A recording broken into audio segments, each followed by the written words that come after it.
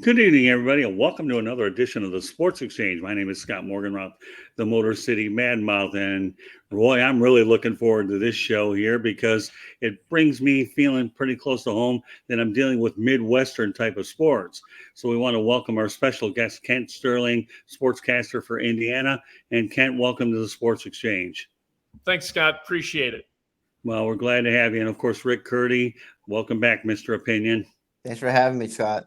And Steve Balestrieri, Mr. Patriot. See, we got a lot of misters in this thing, Mr. Patriot.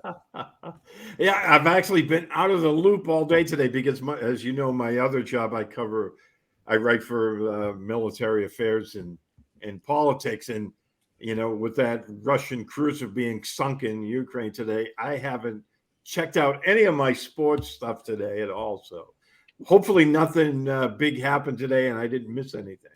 Well, you know what? We're going to end the day off here on a very lighthearted note. You can't get any better than Midwestern sports.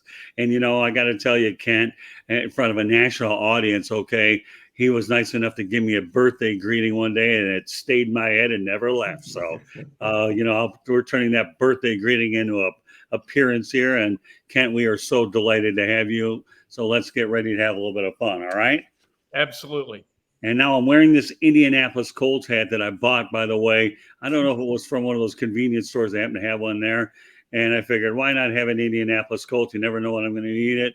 So I don't know what it cost me, $10 or $12, but it was worth every dime I spent because now I'm putting it to good use. So now Uncle Sam gets into the equation as well. And I bought this South Florida shirt for $9. So I got that going. Oh, trading places, I don't even know. But all right. So since we have a Patriot and a Colt here, there's no better chance to go ahead and talk about a few things pertaining to those two organizations. First of all, Matt Ryan is now the new quarterback for the Indianapolis Colts. Carson Wentz, who I, by the way, Kent, did see against the Jacksonville Jaguars in Jacksonville as a former quarterback for the Colts. Tell me how all of that went down. Well, there was a disconnect between Wentz and the Colts from Jump Street.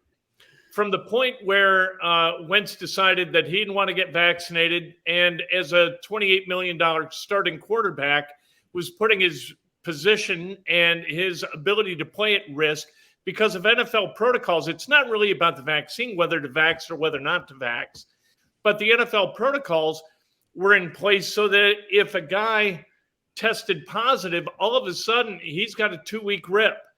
And the Colts weren't in a position to survive that kind of thing. And so Jim Irsay took that as kind of an abdication of duty. And because of that, there was like this chasm between the team and between Wentz.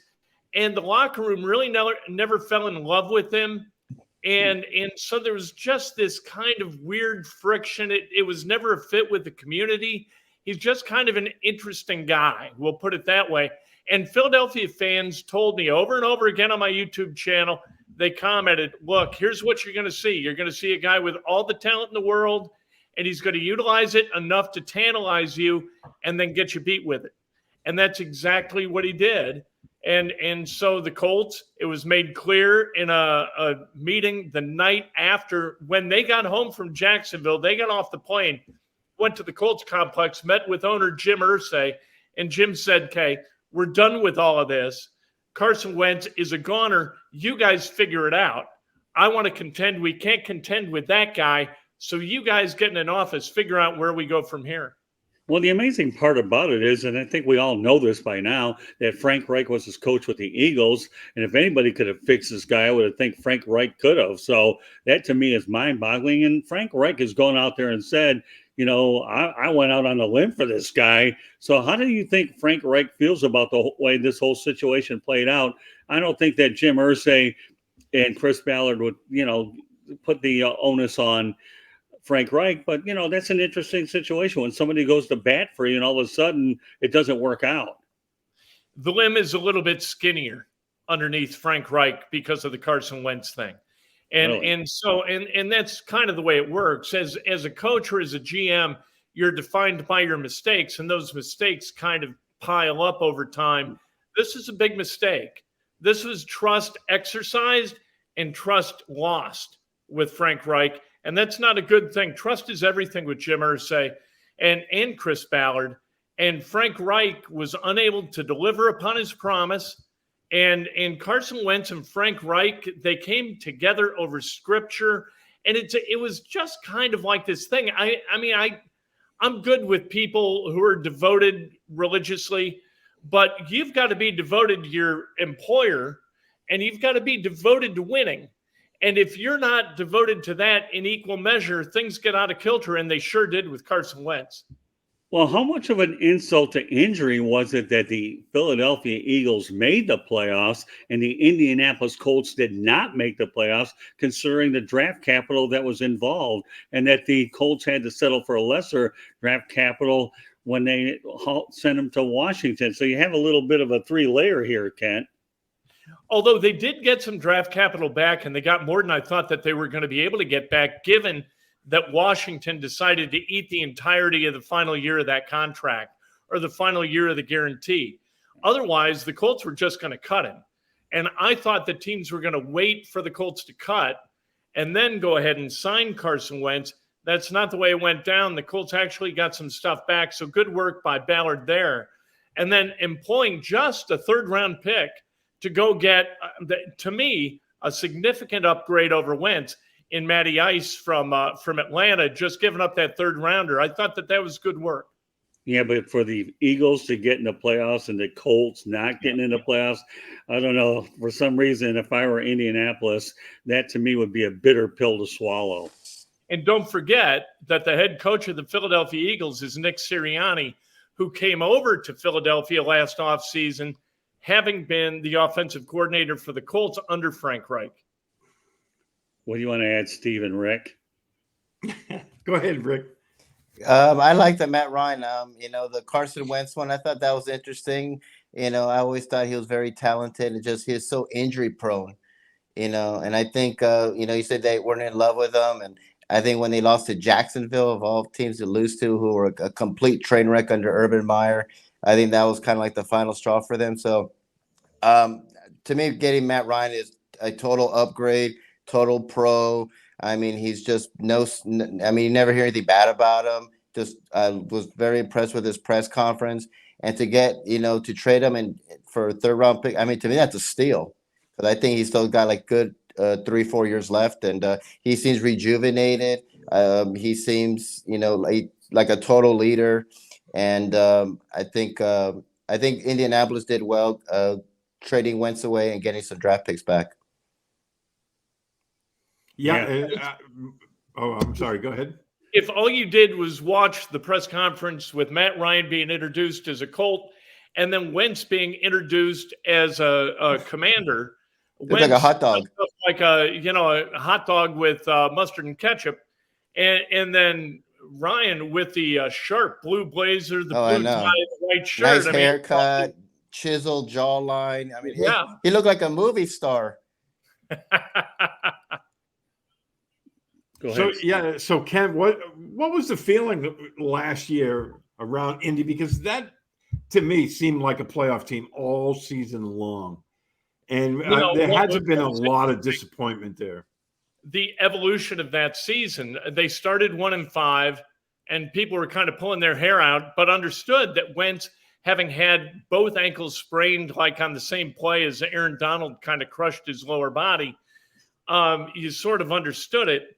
And then Wentz comes back, and all of a sudden they get hot, and they win. I think they won 8 out of 9, and all of a sudden they're like a 98% likely team to go to the playoffs. And people are like, "Hey, Carson Wentz, all right, we can live with that this year, and then next year maybe, and then if things get a little bit sideways, you can move on."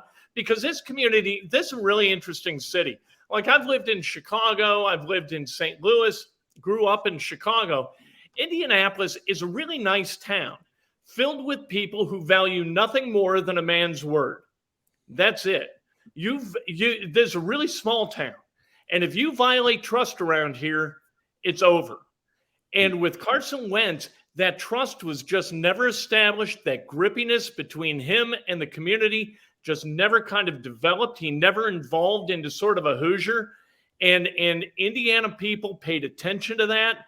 And so when they wound up losing to the Raiders here in week 17, and then Jacksonville, certainly in week 18, it was over for Jim Irsay as far as Carson Wentz was concerned, but it was really over with this community and Colts fandom with Carson Wentz as well. Oh, no. Yeah, because, Scott mentioned, the old Patriots-Colts rivalry. I mean, when you think back to Peyton Manning, Peyton Manning was Indianapolis. I mean, the community rallied around him, and that when the Colts got Wentz, I never saw that ever happening with him. I mean, not to compare him with Peyton Manning, obviously that's unfair, but at the same time, you pay attention to what happened in Philadelphia, and I found it interesting that they paid so much for him, and I didn't think he was ever going to attain that, like you said, that Hoosierness. I'll tell you a story about Peyton Manning. It's kind of a quick story, but I think it speaks to who he is and how he fit here, and it makes me sound like a big deal. So it kind of checks both boxes for me. I worked for MS Communications back in through 2010.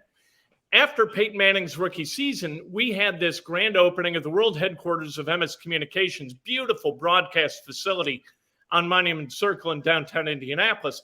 And part of the celebration was a concert that I think about 250,000 people attended. It was Kool and the Gang and Rod Stewart. Excuse me. And so everybody wanted to go. And I was backstage. Ken Dilger, Adam Meadows, and Peyton Manning, they're in the crowd. And I knew Ken because Ken did work for the station. And he's like, hey, can we come back there? So I grabbed the security guy and I said, these three guys can come on back. So I got Peyton Manning backstage. And Manning is standing there, and they had all kinds of beer and stuff backstage, and it drank Miller Lights all night long, and was dancing just like a big goof out in front of God and everybody. And I was like, there is nobody. He may be from New Orleans and may have gone to school at Tennessee, but there is nobody in this city right now more Hoosier than Peyton Manning is. And in Peyton Manning doing that showed a confidence in who he is that I don't think Carson Wentz has ever really exposed. And if it exists, we haven't seen it. Well, amazingly enough, when you talk about the quarterback stability with the Colts, you went from Manning to Andrew Luck, and I really felt bad for Andrew Luck. If there was a retirement that bothered me a lot in Indianapolis, it's that one. And again, I'm from the Detroit area. I've seen some premature retirements before for losing reasons, which I'm not going to get into tonight because the focus is on Indiana. But I hated to see Andrew Luck leave earlier. Because he, to me, personified a great transition from Manning to Luck and a class act. And unfortunately, you guys have had quite a few quarterbacks since then. And I really, truly do hope that Matt Ryan stabilizes the ship there and he's able to take the Colts to where they need to go. Because if there's any quarterback who could provide a sense of veteran presence and calmness, I don't think there's any question in my mind, and I've covered the NFL for a lot of years, than Matt Ryan. He's definitely going to benefit from a change of scenery if any quarterback ever would. If he's unable to stabilize it, I don't think there's no more, I don't know, from a personality perspective, I think he's the most stable quarterback in the NFL. There's nothing flighty about him. He's not going to go off on people like, Baker Mayfield has. If you put Matt Ryan on Hard Knocks, and Matt Ryan's been on Hard Knocks, they did a Falcons version. There was nothing interesting about Matt Ryan. He is stable to the point of comatose. If he doesn't stabilize the position with the Colts, I don't think anybody can. Interesting. Well, so we talk about the Colts and the Patriots rivalry. Great segue, Ken. Then again, I'm talking to a broadcaster anyways. But you talk about the Brady-Manning rivalry. I mean, if anybody can talk about it more than anyone, Steve Balestrieri can appreciate it because he lived it on the other end and you on your end. But let's talk about how interesting that rivalry was between Peyton Manning and Tom Brady. Everybody wanted to see it. It was much must-watch TV. Every national television network put him in prime time. But explain the rivalry. Steve, explain it on your end, and then Kent's going to do it. I'm going to just step back a little, watch you guys talk about this rivalry a little bit. Well, like I think what made it so interesting was Brady and Manning were actually friends off the field. They had a great deal of respect for one another.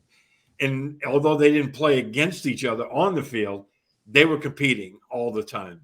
And you could sense that.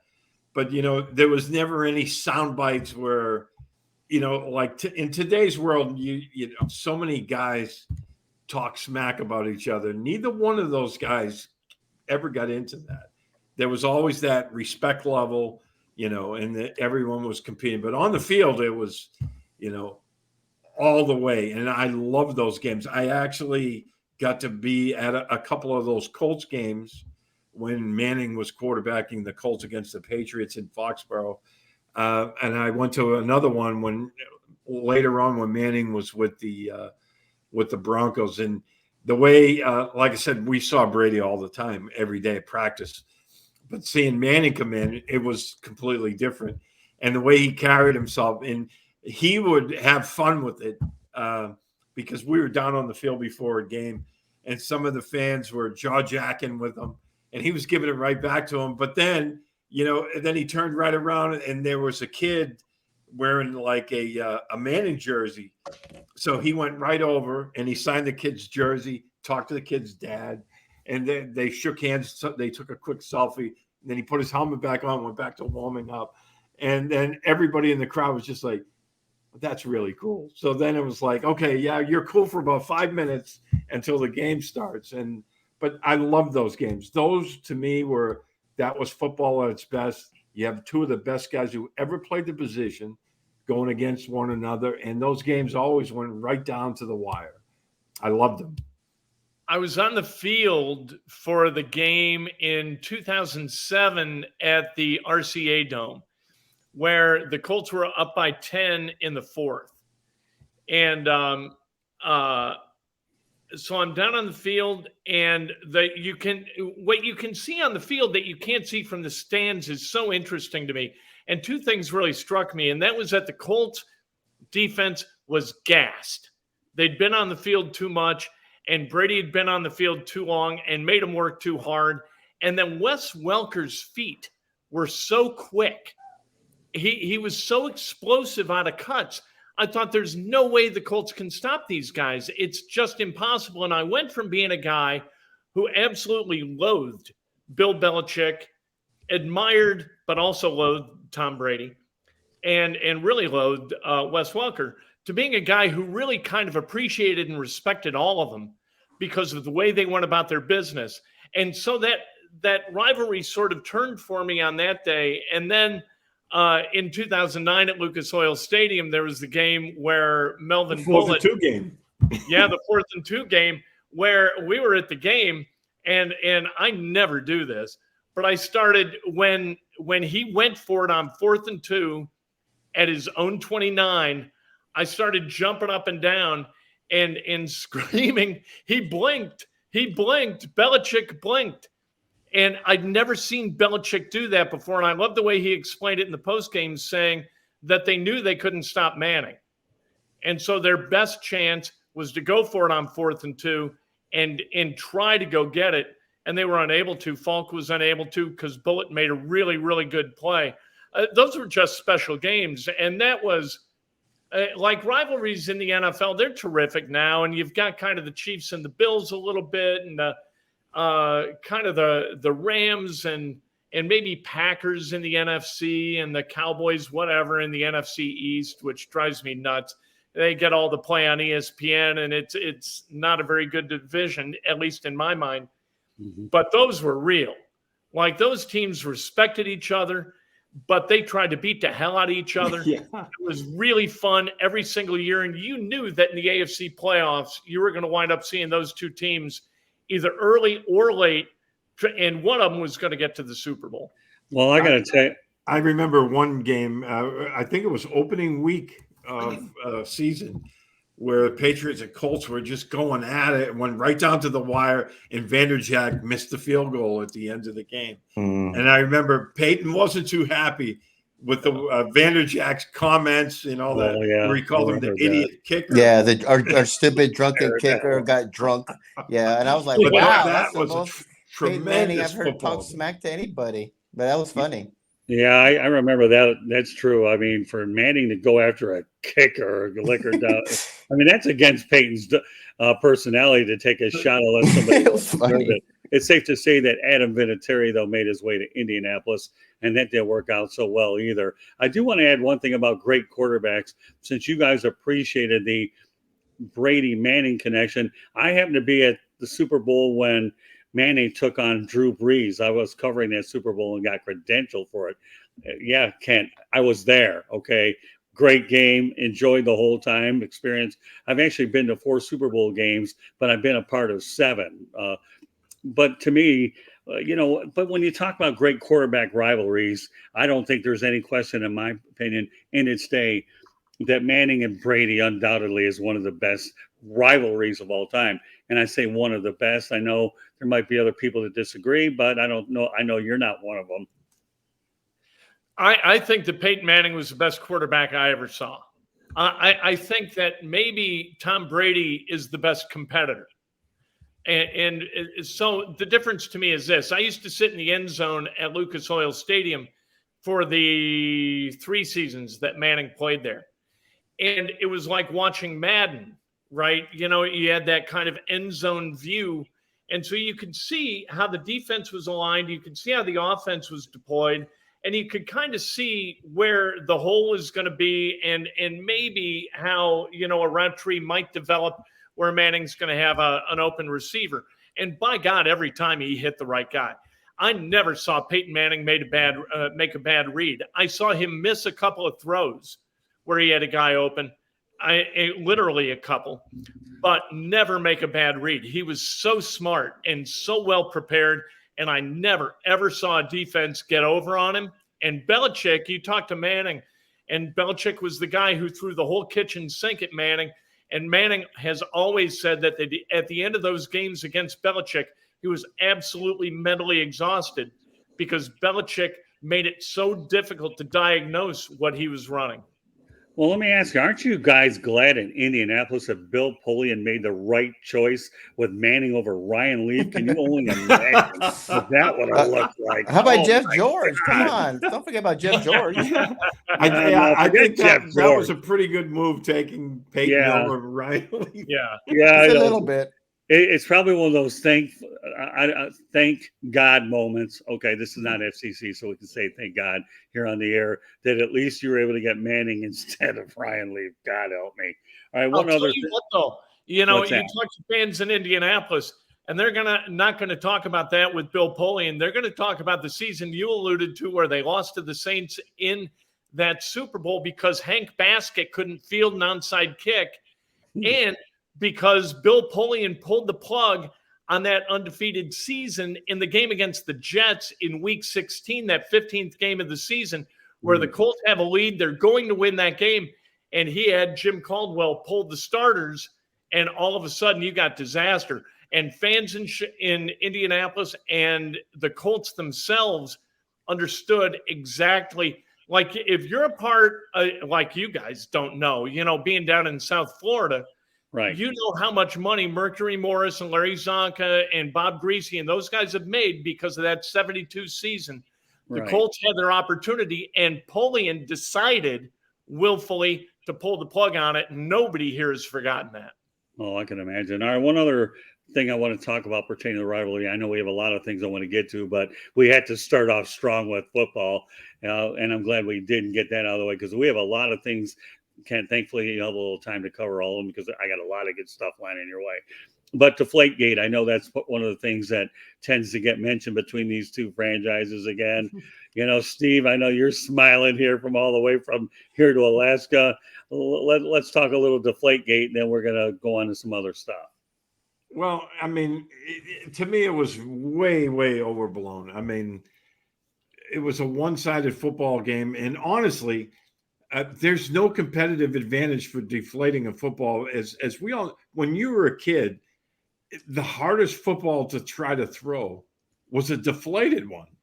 I mean, the harder they are, the easier they are to throw. But I mean, I just thought, and it wasn't the Colts so much, it was the NFL. The NFL went crazy with that. And, you know, because there was a lot of ex-Jets in the NFL front office at that time. And I remember, I'm trying to remember who it was, but after they measured the footballs at halftime, he was an ex-Jet front office guy, and he literally ran to the Patriots sideline and said, "We got you this time."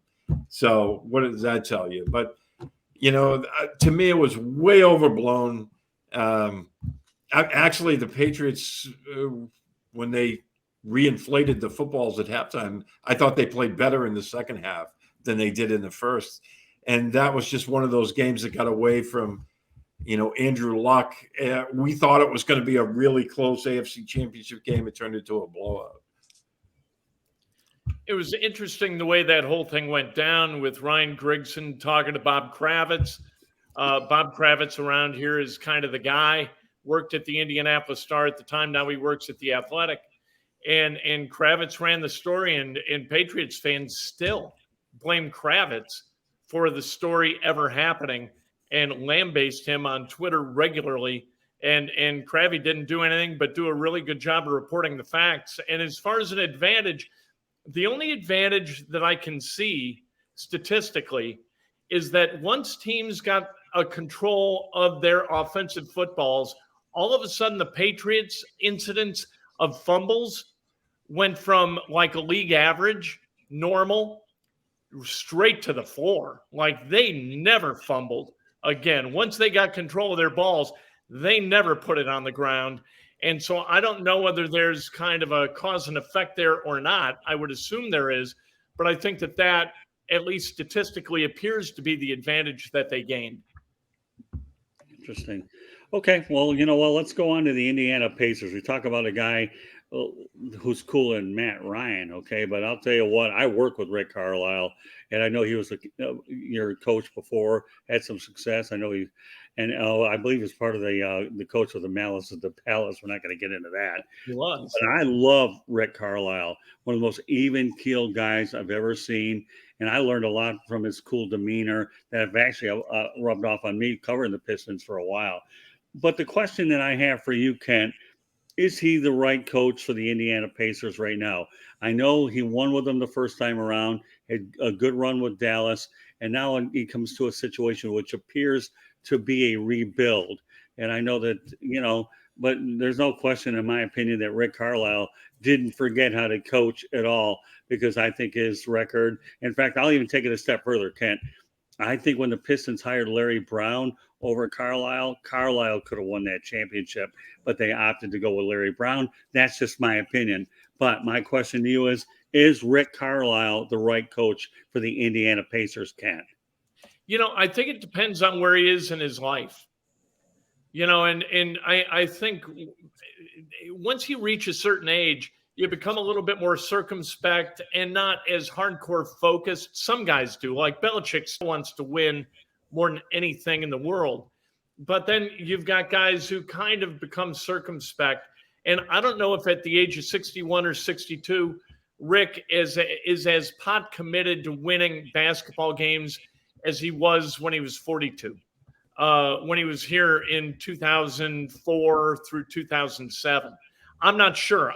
Because of COVID, we're not around the guys at the level that we had been covering the team and talking to Nate McMillan, or we never got to talk to Nate Bjorkgren, but I don't think we missed anything. And before that, Frank Vogel. Loved Frank Vogel. What a great guy. So we've gotten to spend a little bit of time with him, and I've interviewed Rick a couple of times. He is exceptionally smart, and he knows exactly what this team is and kind of what it needs. And it's in the nascent stages of building a roster that maybe can contend. The Pacers haven't had a draft pick in the top 9 since 1989, since they took George McCloud. They've kind of done it with bailing wire and trying to figure out how to keep guys here, which has become more difficult over time. It used to be that this was a place that people wanted to play because you can be famous in Indianapolis. That people will recognize you, but they'll leave you alone. I saw in 2010, 2011, early 2011, I saw Peyton Manning, Anthony Gonzalez, Blair White, and Curtis Painter at a McAllister's Deli, of all places, on the north side of Indianapolis. They're sitting at a booth. Nobody bothered him. Nobody walked up, asked for an autograph, asked for a selfie, nothing. And that's the way Indianapolis works. These guys can go to the mall. You can go out to dinner. I saw Adam Vinatieri at a gas station waiting in line to pay for his gas. And and I was in the Colts locker room all the time. And so I said, hey, how you doing? He said, hey, how you doing? And I saw him the next day. I was like, what are you doing in a gas station? Could you have done that in Boston? And he's like, absolutely not. Like, you couldn't go to the mall. You couldn't go out to dinner with your family. You were not harassed, but you were lauded. Inundated, yeah. Right. Here, not so much. So people used to love to play here. It's become kind of a different animal as people try to become the biggest brand that they can and kind of put on the back burner winning and that kind of thing. But the Pacers are really in that process of trying to put together a roster in a very different way. And Kevin Pritchard is committed to doing that, not short-circuiting it by going out and making a trade for Russell Westbrook or something like that. And he feels like Rick Carlisle is the guy to put the Pacers in a situation where late in games, and that's where you win and lose these games, once they get competitive enough to compete to that point late in the game where an out-of-bounds play or a really smart guy with a tactical advantage can employ that advantage, right. That's going to be a meaningful point of differentiation, and that's where they're at. Well, he's an exceptional coach without a doubt, and obviously he's won a championship with the Mavericks, and he's obviously been a part of a couple franchises where he had success with the Pistons as well as the Pacers. Let's continue on. This one's probably up Rick Curti's wheelhouse a little bit.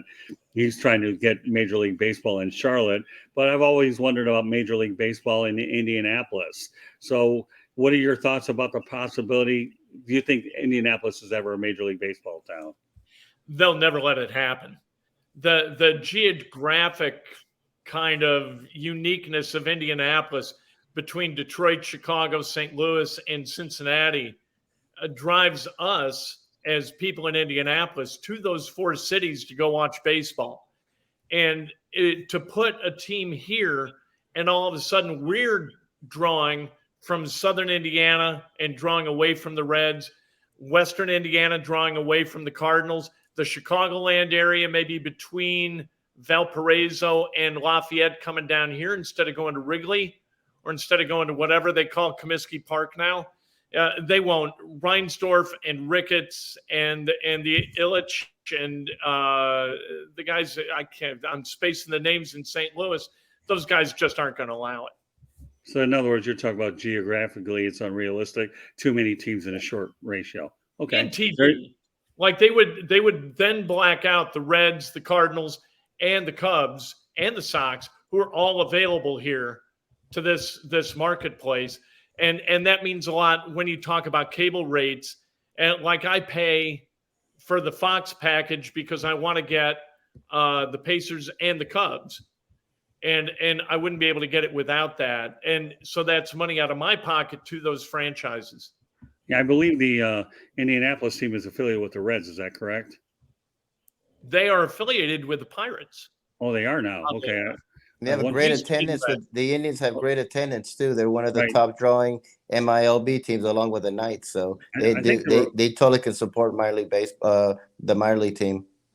Weren't they once affiliated with the Reds? Victory Field is wonderful, and the people down with the Indians take great care of fans. They make it a terrific experience, and the ballpark's right downtown. It's gorgeous. Yeah, were they once affiliated with the Reds, I think, or not? They were, and they were also, like Ken Griffey played here, you know, guys of that, George Foster, guys of that generation. Then it was the Expos. So you had guys like Randy Johnson playing here, Larry Walker played a season here. And then it went back to the Reds, and then all of a sudden it went to the Pirates. And that seemed like it was going to be cool because the Pirates were always drafting early. And you thought, well, we'll see a lot of number 1, number 2 picks through Indianapolis. But they were so bad at drafting, it really didn't matter. And those guys never became a draw anyway. Well, amazingly enough, we were out in Indianapolis in October, and we ended up downtown. I saw Lucas Oil Field and the stadium are pretty close to each other. And I actually once saw a game over at the RCA Dome too. So, I'm pretty well familiar. What a beautiful area. And I can't wait as the show continues to progress that what I say in all Indiana show, we're definitely going all the way with this, Kent. And we're so thrilled to have you. So with that said, let's talk about the Indiana Hoosiers and your thought of Mike Woodson as a coach. I think that was an excellent hire by the Hoosiers, bringing in Mike Woodson, a guy from the Bobby Knight era where you connect anybody that connected with Bobby Knight. I love Bobby Knight. I don't care what anybody says. And I actually bought his book, Season on the Brink, too. And one of the few books I ever did read, I did read that one. I have a hard attention span, but back then I had a better one to read it. So, but what are your thoughts about the hiring of Mike Woodson for the Indiana Hoosiers? I like it a lot. If only I agree with you. I think they needed to get back to the Bob Knight roots, and they needed to bring kind of a favorite son back, and they did that. And they really did it in an interesting way because Woodson came in, and then they also brought Dane Fife in. Dane was a senior on that 2002 national championship runner-up team. They brought in Thad Matta as kind of a sort of an ambassador who explained how college basketball worked to Mike Woodson, because Mike Woodson is not necessarily a tremendous detail guy in terms of how the NCAA works, how rules are structured, and, recruiting windows and that kind of stuff. And so Mata was there to kind of ease that transition. He's moved on now to Butler. But they had hired Kelvin Sampson, which was a complete train wreck. And you knew it was going to be a train wreck from the moment I found out that they hired Kelvin Sampson. I thought, my God, what are you people doing? Then he gets fired predictably. They hired Tom Crean, another kind of interloper, another guy from somewhere else. Of course, he was from Marquette and originally a Michigan guy growing up, and a guy from Izzo's staff. He ran his course here. They hire Archie Miller, another guy from the exterior. That didn't work out. It was time to try something new. And this was something new, despite the fact that Mike Woodson's 64 years old. This was a new thing. And if you're going to go back to anybody who is tethered to Bob Knight, you're hiring somebody who is going to be, at least 50 already. The guys who played on the national championship team he coached last in 1987, those guys are now, 57 years old.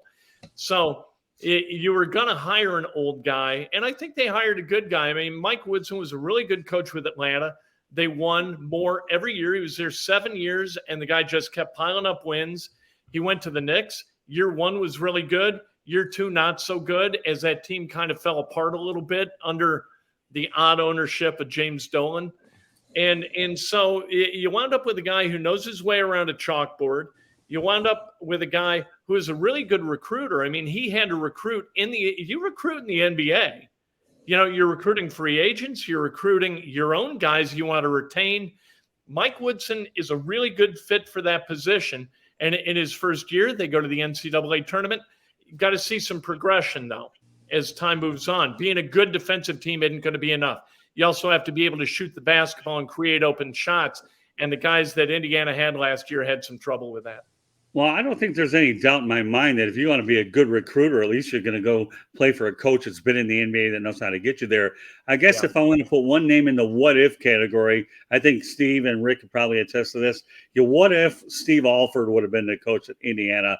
I know if there's an Indiana guy born and bred, Steve Alford was it. So did they ever talk about Steve Alford being the Hoosiers coach at all? I've always wondered about this. Yeah, there has been a lot of talk about Steve Alford being the coach at Indiana, and the timing just never kind of synced up right. Right. When Steve got hot at Southwest Missouri State and then got hired at Iowa, he was good enough at Iowa for the period of time where Indiana was in transition from Knight to Davis to Sampson. And then things went haywire at Iowa as this thing was starting to get rolling. And so he winds up, where'd he go? From Iowa, he went to New Mexico, and things were okay there. And then he goes to UCLA. And so the timing just never synced. Right. I don't know what Alford. Dan Dockich is a friend and a media guy, has been on ESPN for a long time, no longer. Radio guy here and a good dude. And he is absolutely pot committed that Steve Alford would be terrific at it. But I know that Dan is loyal enough that whether that was true or not, he would say it about Steve. Steve, Rick, anything you want to add to this? Yeah, I always wondered why Steve Alford wasn't the coach. I always thought, like, well, there's a perfect guy to fill Bobby's night shoes with Steve Alford. And yeah, he always went to these other colleges. And I thought, I wonder why he never went to Indiana. I always thought he would be a good fit, since he was with Bobby Knight. And I do like Mike Woodson. I think they had to do something. They had to go back to their old roots, because Archie Miller, I didn't see that happening well. Calvin Sampson, Mr. Always gets in trouble with his violations and all that. And that was not a big surprise what happened to him. And so I think Mike Woodson's will do a really good job with the Hoosiers. One of the things I really love about Indianapolis, and I think we can all appreciate that, is you guys get the Big Ten basketball tournament, and then you get the Big Ten championship game. My goodness, I mean, you talk about a double whammy for revenue. That's an incredible testament to the city that you guys are in, to be able to house not one but two championships. I'll tell you, about 55 years ago, the city fathers, I guess, the mayor and some other guys got together and said, okay, we need to do something, because the Indy 500 happens once a year and we can't build around this thing. And so what are we going to do? And they decided that they wanted to build the city with the goal of hosting an Olympics. That was the goal. And so they built an arena and they built infrastructure in the downtown area to support a bid for an Olympic Games. And what came of that was the NBA absorbing the ABA, and the Indiana Pacers being part of that absorption, instead of being a team like Louisville or St. Louis that didn't come into the NBA. Indiana did come into the NBA because the Pacers came into the NBA. Bob Irsay moved the Colts from Baltimore to Indianapolis, and then the NCAA moves here, and all of a sudden, all of this really smart thinking back in the mid to late 60s and smart implementation in the 70s and 80s really bore fruit. The NCAA, like I said, moved here. You got Final Fours at least every 5 years. You had a Super Bowl here. This place is built to host those huge events. And for my money, like, New Orleans is really good, but Indianapolis, because of the class is the wrong word, because it sort of, you could convert that to meaning that there's not a lot of class in the volunteerism in other cities, and that's not true. But the volunteers here are really, really friendly. They're great about doing what they do. And the experience for the organizations and for the fans is just wonderful here in Indianapolis. People love coming here for those events, and they should. And it all started 55 years ago with Dick Lugar and a bunch of guys sitting around saying, okay, what do we do? Yeah. Amazingly enough, too, you also had the NFL draft there, too, if I remember right. So the combine has always been here. Right. Sure. So, yeah. So, I mean, there's no question. You want to talk about a great segue, okay, Kent? You can't get any better than what you just did for me here. The Indianapolis 500. I've been to a couple of them. I went to the qualifying. In fact, I went a whole month. I made the Detroit to Indianapolis commute 4 weeks in a row. They used to have qualifying once and then the practice rounds. I mean, I was so enamored with the whole thing. In fact, trying to get a hotel around there is another story until I got a waiting list. Subsequently worked out. Won't get into that story today. But I've been to a couple of Indianapolis 500s. How many of you attended? Have you been to any Indianapolis 500s? We moved here in 93. And in that time, so it's at almost 30 years, I've probably been to 24. 24? I love going. And like poll day, the first day qualifications used to be called poll day. They've kind of reconfigured the qualification protocols, but I love it. It is such a beautiful facility. It is so huge. And on race day, if you ever get a chance to be in turn 1, so you're looking straight down the entire grandstand and you see everybody stand as all the cars come out of turn 4 to take the green flag for that first lap. That is the craziest, most thrilling moment I've ever seen in sports. And like you guys, I've seen everything, but that is just insane to watch. They put about 400,000 people at that facility.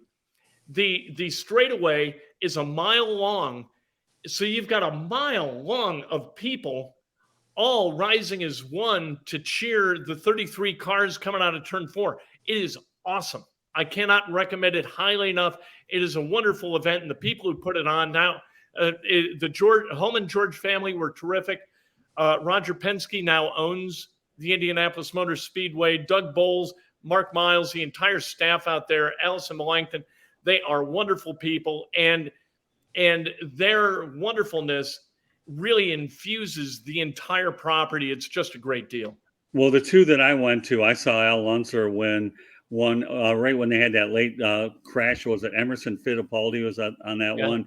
And then Jacques Villeneuve, I think, finished second. I think Villeneuve finished, I think he won the following year, if I remember right. But Jacques Villeneuve had a good 2-year run when I was over there. So, yeah, it's unbelievable. Folks, if you ever get out to Indianapolis, Steve, I don't know if you've ever put the Indy 500 on your bucket list.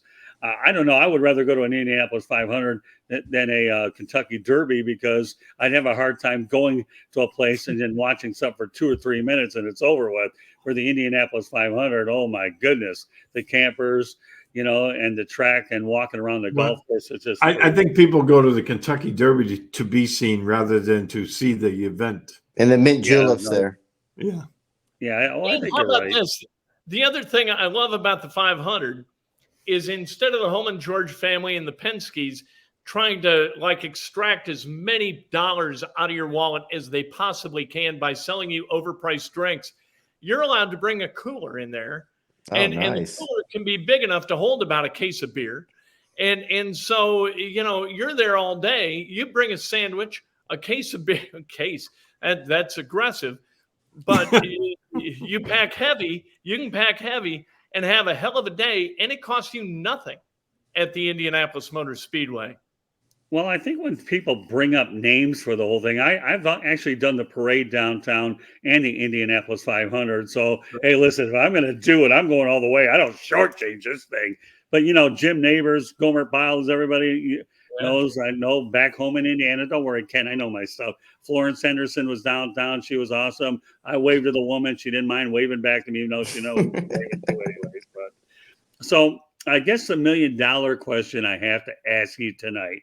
Have you ever, my favorite movie of all time is Hoosiers, okay? And I went to the Hoosiers gym, on my honeymoon.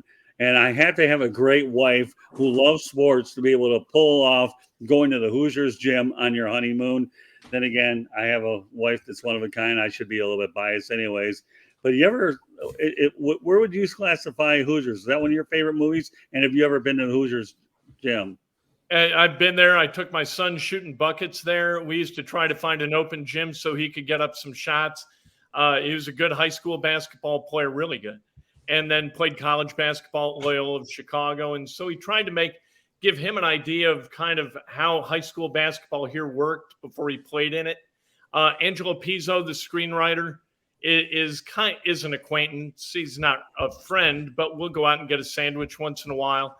Wonderful guy. My favorite moment being a radio host ever, I've gotten to know a couple of the guys in the movie. Steve Holler, who played Raid, and Ollie, played by a guy named Wade Skank. And so NBA TV was doing a special on Hoosiers. I can't remember what they were here for, but they went to Hinkle Fieldhouse, where a lot of Hoosiers was shot, and had an interview with the team. And so guys on the team said, why don't you come over? We'll do radio after. We can record something. So I sat with Jimmy Chitwood and Ollie and all these guys from this movie. And all I did was start them And then they just started telling stories, and I'm moving the microphone from one guy to one guy. And for an hour, all they did was tell stories about the shoot and about how cool the movie was and how their lives have kind of been infused with some glory because of being in the movie. Just wonderful. And Angelo and David Anspaugh, the director, captured what high school basketball is in Southern Indiana absolutely perfectly. Well, I'll say one thing. Unbelievable. I'll say one thing. My favorite actor of all time is Gene Hackman, and I can tell you right now. Let's see what hand I've been dealt. And when it comes to this basketball team, what I say is the law, absolutely, and without discussion. See, I remember this stuff. Okay, I know how to preach it because I think it a lot, and I think you can talk about all the Rocky movies, all that stuff. I love the Rocky movie. The Hoosiers is number one. And for all you Indiana folks that are listening, I don't care. I probably will only watch it a million times, and I'll watch it a million more times. I always get something and be able to go in that gym. And I plan to go back there again before it's all said and done, especially when I hook up with you at some point down the road. We get a bite to eat there. So, Angelo, the screenwriter said that Gene Hackman was the black cloud on the set. He would walk up to anybody who would listen saying, "This is going to end our careers." He'd grab Dennis Hopper and say, "Dennis, we're never going to work again after what this thing is." Wow. Had no faith whatsoever in the movie, but he's admitted since, like under duress, I think, that it's the movie that he's best known for and best remembered for. And so he has an appreciation for it. But in the moment, he was really not the most pleasant of collaborators in putting that thing together. But I agree with you. I think he captured what being a high school basketball coach is so perfectly.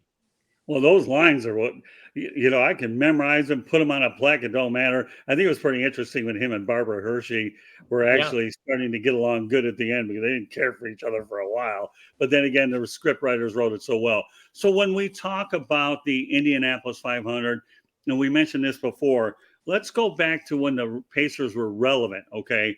And we talk about the Indianapolis being the sports capital of the world, when you had the Eastern Conference Finals in successive years with the New York Knicks and the Orlando Magic.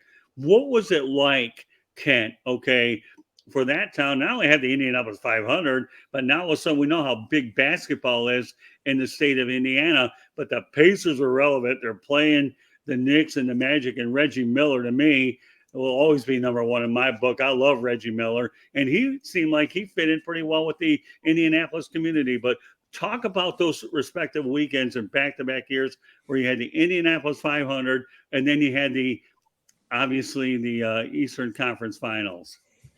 That was really the first taste of success here. And I came from Chicago right as that started in 93. And so the Bulls were on their way to their third championship in a row in 93. And so the fans in Chicago had gotten a little bit jaded, and I moved down here, and people really weren't revved into the NBA yet. And then in 94, they really got rolling. The Pacers did, 95, 96. And this town kind of changed, and they really embraced that team. And the NBA was such that at that point that at least with the Pacers, Smits was here his entire career. Dale Davis was here for a decade. Reggie Miller was here for like 18 years. Mark Jackson was here, gone, and then back again. Jalen Rose came, and this is really where he kind of cut his teeth and was given an opportunity, which Larry Bird did. Larry Brown did not care for Jalen Rose at all. And so Larry Bird coming in after Larry Brown moved on was a really good thing for him. That was a team with a collective personality, not guys who were trying to brand themselves and, hey, look at me, but they were like, look at us. They all shaved their heads as kind of a team bonding thing. So people in Indianapolis shaved their heads. And the radio station where I worked, we brought a barber in, and he shaved people's heads. And there was just kind of this euphoria over that team, a really good feel-good story built around a great feel-good team that was team first, did not really, even though Reggie was kind of a star, he was kind of a borderline all-star, now in the Hall of Fame, but everybody gets in the Basketball Hall of Fame. it was a group that played like that. And that's what this community vibes with. When Paul George became kind of a brand, he became PG-13. When he declared himself as PG-13, the entire community turned him out. Oh, wow. And they don't do that. We don't play that business here. You don't get over on people by building a brand that's not associated with winning. And that first Pacers team, that team from like 93 until 2000 was really, really special and remained special to a lot of people around here, despite the fact that they never won a championship. Well, so during those weekends when you had the Indianapolis 500, then you had the respective, the Eastern Conference Championship, not one but 2 years in a row. And just I was there both years. How cool is that, man? But what was it like to have that many people and consider Indianapolis the actual sports capital, having those many people able to embrace the local team, but you had the Indianapolis 500. It's not like it wasn't eventful to begin with the Indy 500, but then you had the Pacers playing well. That had to be a pretty exciting time for you folks. Really exciting time. And if then, I know you're talking about like that specific concentrated moment of that weekend, but Right. You also had from 98 until 2000, you had kind of the ascent of the Colts. And Right. Indianapolis all of a sudden sort of evolving into a football town too, because this is not a football. When I moved here in 93, if you stood up to cheer anything, first down, touchdown, whatever, a sack, whatever, you stood up, you had people behind you telling you to sit down. You had women saying, sit down, I can't see. And that didn't happen at Soldier Field in Chicago, and it doesn't happen in Foxborough. It doesn't happen anywhere else. I thought people had lost their minds, and I'd moved to like the Twilight Zone. But to have that metamorphosis happen simultaneous to the Pacers playing their best basketball was just awesome. I want to mention a couple of other things about the Pacers. Number one, they're only stories, but they're quick because we got a couple more things I want to get to that are awesome. Okay, so bear with us. Okay, number one, I was interviewing Rick Smits over at the Palace of Auburn Hills, and you know what, Steve and Rick, you can only visualize this. Here, this guy is 7'5". I got my tape recorder right next to me. I felt like I needed a ladder to interview Rick Smits, and I tell you one thing, I swear to God. I'm like 5'11". This guy's 7'5", and I had to put my arm. You want to talk about a stretching exercise interviewing Rick? But Rick was a great guy. Don't get me wrong. It was just so neat to be able to talk about a friendly giant taking an interview and taking it all in stride. That's I sat across the aisle from Rick Smits on an airplane one time. Oh yes. Then Yeah, I was lucky enough to be flying business class where you have a lot of leg room. His Right. knees were still way up in his chest. So then you can appreciate where I'm coming from, right? Oh, yeah. I mean, because I remember while we were flying, I recognized him. I looked over and I was like, how could you not? Okay, because he just from his size.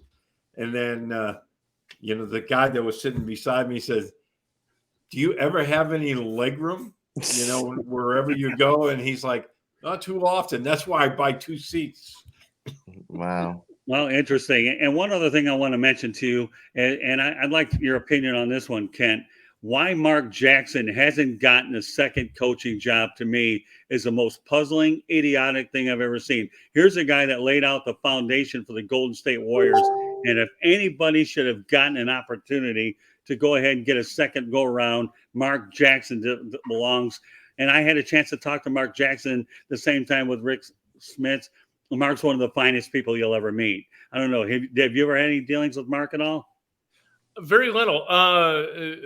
The guy that my wife works for, a dentist here in Indianapolis, lived next door to him, up in a neighborhood up in Fishers, Indiana, and really enjoyed the whole family. I can't figure it out. There's got to be some level of toxicity that has attached itself to Mark Jackson, and I can't figure out exactly what it is. But I do know that the Lakers are thinking about bringing Mark Jackson in down there, and LeBron is a champion of that. We'll see if that comes to pass, but I definitely think that he should get another shot. I don't understand it at all. Yeah, you know what? Good point there, Ken. If anybody, I think if the Lakers do come to their senses, I think Mark Jackson's the next coach of the Lakers, and we'll leave it at that. So the one fact that few people don't realize when it comes to Indianapolis, okay. So I always say people are going to learn from something from these broadcasts, and now here's the big part. Wayne Gretzky, okay, remember we talked about this, played for the Indianapolis Racers of the World Hockey Association in 1978. He played there briefly, was traded to the Edmonton Oilers. Gretzky played 8 games with the Racers. Here I am, Racers, Pacers. There you go. That's a tongue twister if I ever saw one. But yet the Racers at the time were losing $40,000 a game. And I know the Racers existed from 74 to 78, and they played at Market Square Arena. I like Market Square Arena, by the way. And then few people realize that Mark Messier played 5 games at 78, 79 for the Racers. So you were telling me when we talked about this. All right, so give me your thoughts about Gretzky and Messier playing for the Indianapolis Racers. Yeah, and Gretzky went to high school here for a very brief time, but he was still in high school. He enrolled into high school in the area and played for the Racers. And Racers fans, despite the fact that when the WHA went poof, they were gone and, it was over.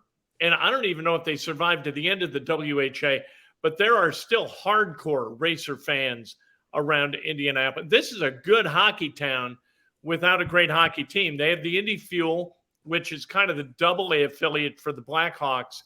Right. But if you talk about a major league something coming to Indianapolis, I think this town could support an NHL team. I think it'd do very well here. The cluster of hardcore hockey fans in Indianapolis is surprisingly deep. And Gretzky, people are very proud to kind of claim Gretzky as sort of a native son of Indianapolis. I don't know if Wayne Gretzky could find Indy on a map, but we still, hey, and Mark Messier, hey, and Whitey Stapleton, hey, we had all those guys for a little bit. So you guys proud of the fact that Messier and Gretzky started their professional careers there? I think the minor league franchise, the Indianapolis Ice, which was kind of between the Racers and the Fuel, I think they retired Gretzky's number. I don't know, but there you go. And every once in a while they'll have an event like Barry Melrose came in a couple of years ago and was wonderful, and the hockey heritage here in Indy is really, I didn't realize it before I moved, but it's surprisingly deep, and they have a great affection for the WHA and the history of it. So there you have it, folks. Mark Messier and Wayne Gretzky started their professional careers in Indianapolis, and the people in Indianapolis, led by Kent Sterling, they take a lot of pride in it. So since you've been able to take my best shots right now, Mr. Sterling, okay, I want everybody out here to give them an overview of your platform and your years in the media. I usually like to do this beginning, but I knew that we were going to have a lot of fun with the Colts and the Patriots. So I wanted to save this to the very end and let everybody go ahead. The floor is yours. Let everybody know about your platform, your years in the media, and so they can all track in, and we'll get into a few more things before we wrap it up. Go ahead. I have always been in radio management.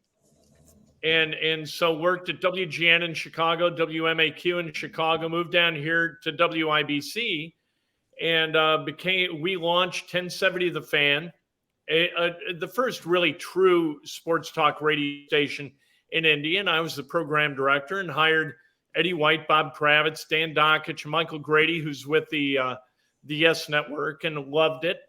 And my boss died, so I took a job in St. Louis and programmed 101 ESPN there, had a great time, came back here. And we've all seen how media works and how it's kind of shrinking, and that you really need to be pretty versatile.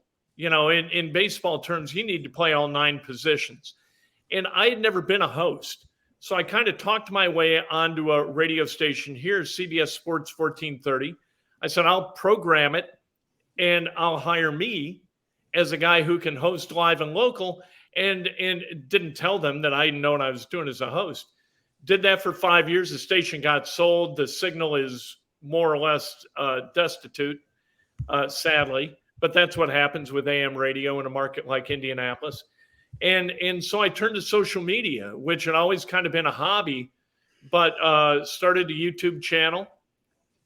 Knew from being a program director of Sports Talk what people want to listen to, and it's the Colts and the Hoosiers.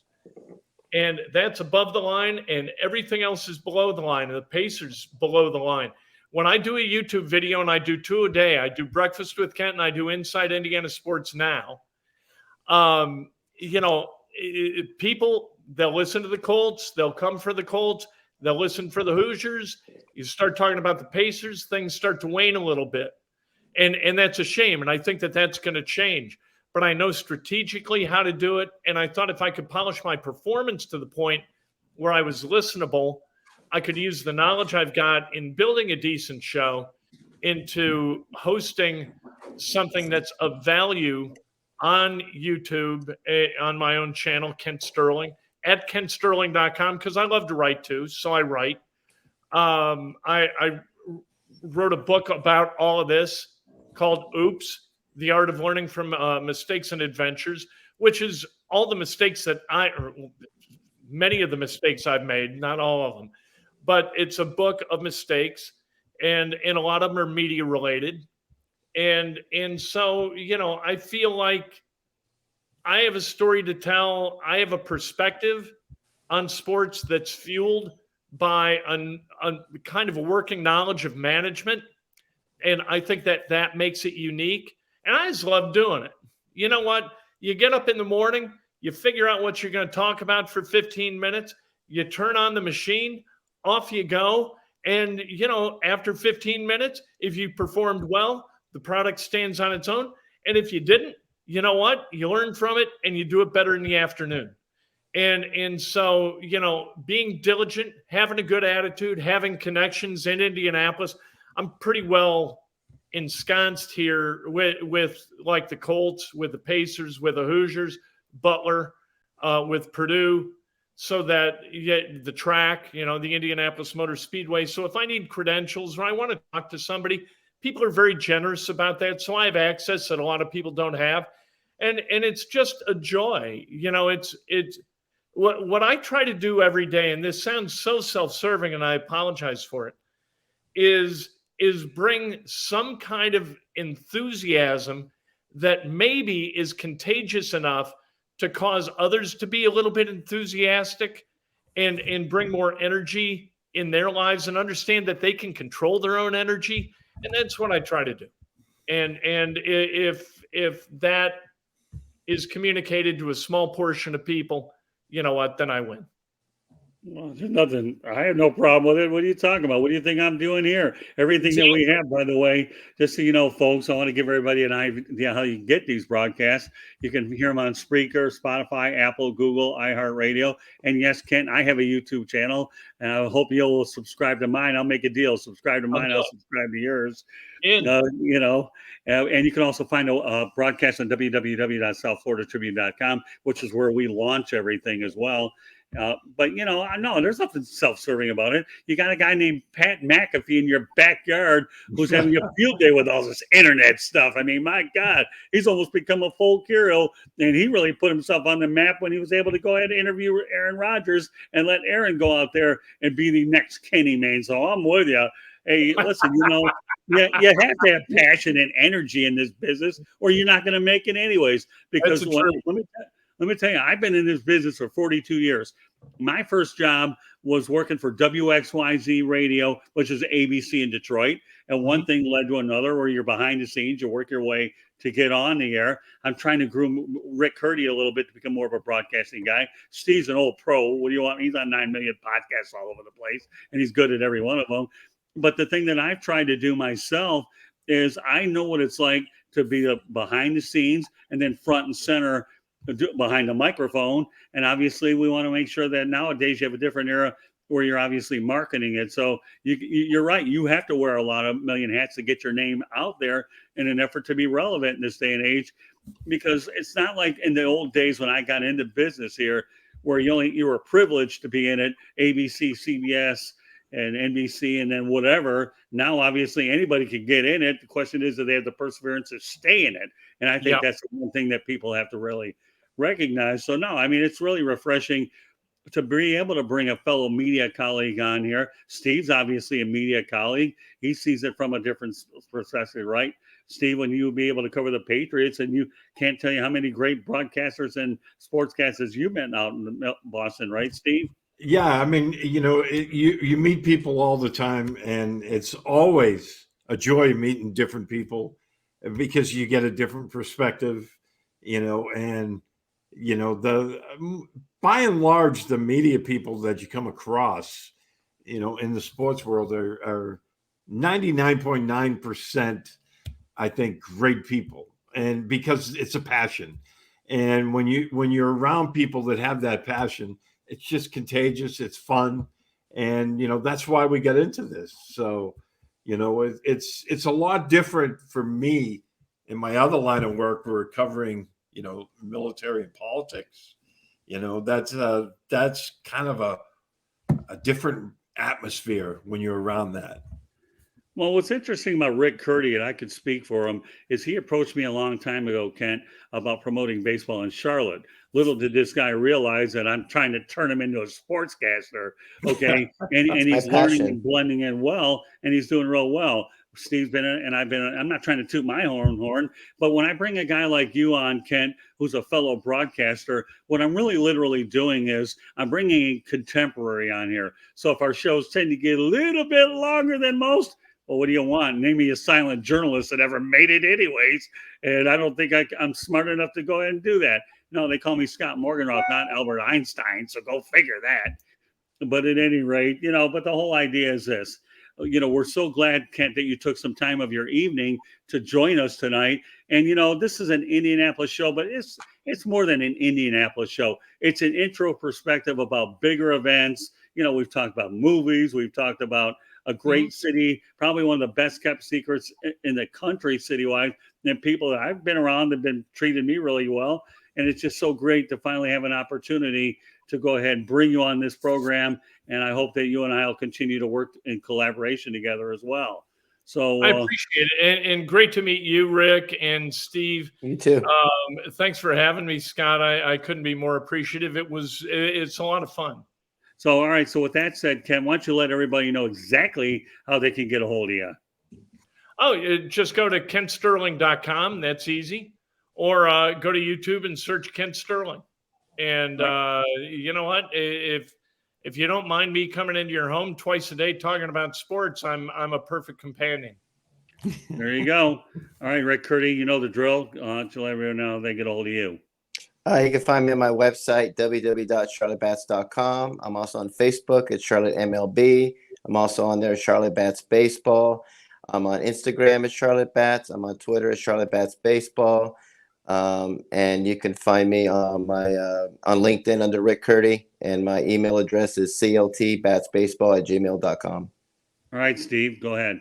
Yeah, I'm on Twitter at SteveB7SFG. I'm also on Facebook, Instagram, LinkedIn, Steve Balestrieri. I write for PatsFans.com as well as a national security columnist for 1945.com.